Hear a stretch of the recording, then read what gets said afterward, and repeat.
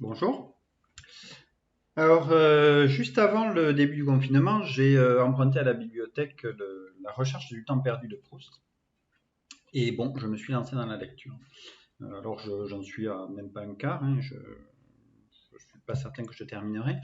Mais j'ai trouvé là-dedans des illustrations de concepts PNL. Et je me suis dit que ça serait bien d'en parler dans une vidéo. Donc je trouve que c'est intéressant de voir que ces concepts PNL, bien avant qu'ils soient créés, enfin en tout cas mis en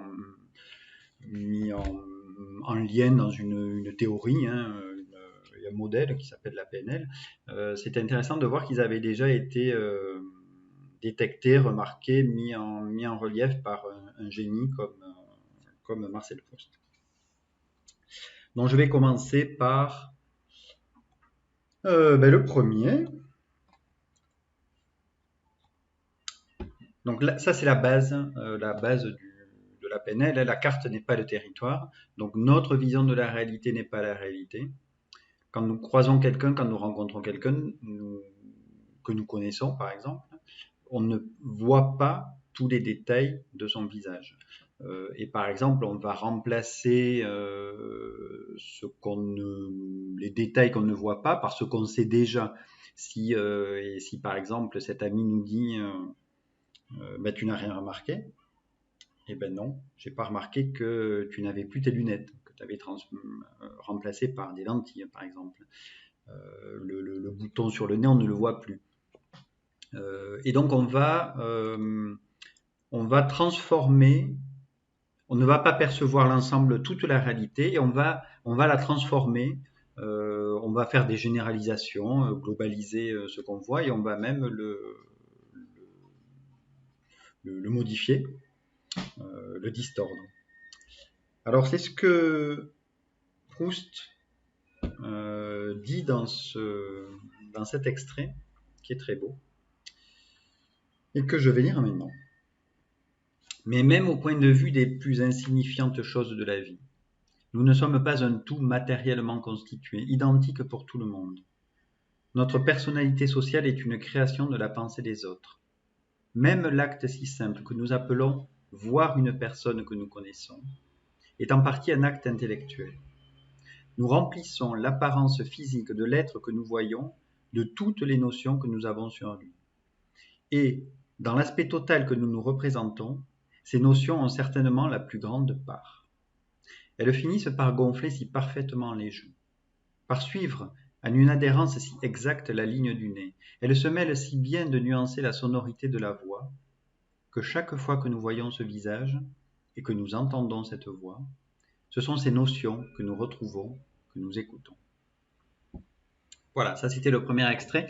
Et il y en a un deuxième qui illustre en fait ce qu'est le développement personnel au sens de la PNL, et qui est en fait un enrichissement de notre modèle du monde, c'est-à-dire un enrichissement de ce que nous percevons. Donc au lieu d'avoir une vision limitée et réduite, on va l'élargir un petit peu, et peut-être encore un peu, et voir davantage de choses sous différents points de vue. Et donc là, c'est illustré par cet extrait où parce qu'il est dans un état amélioré, parce qu'il est en voyage,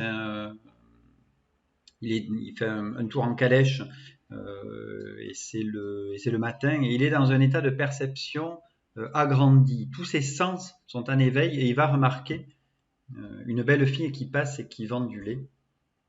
Et c'est ce qu'il dit là.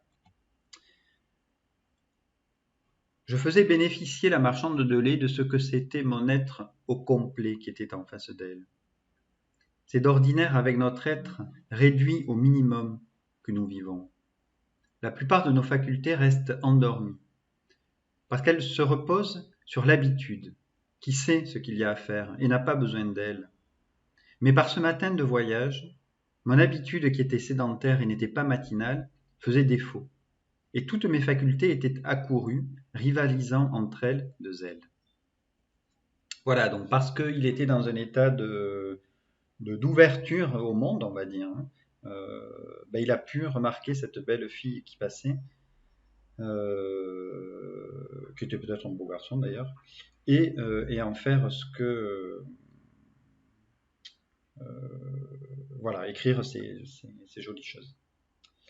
Et je voulais, pour finir cette vidéo d'aujourd'hui, illustrer ça par un tableau.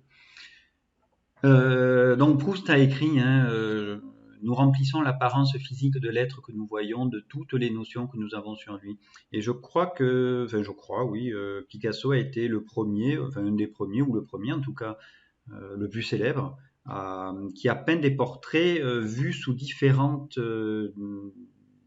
depuis différents points de vue.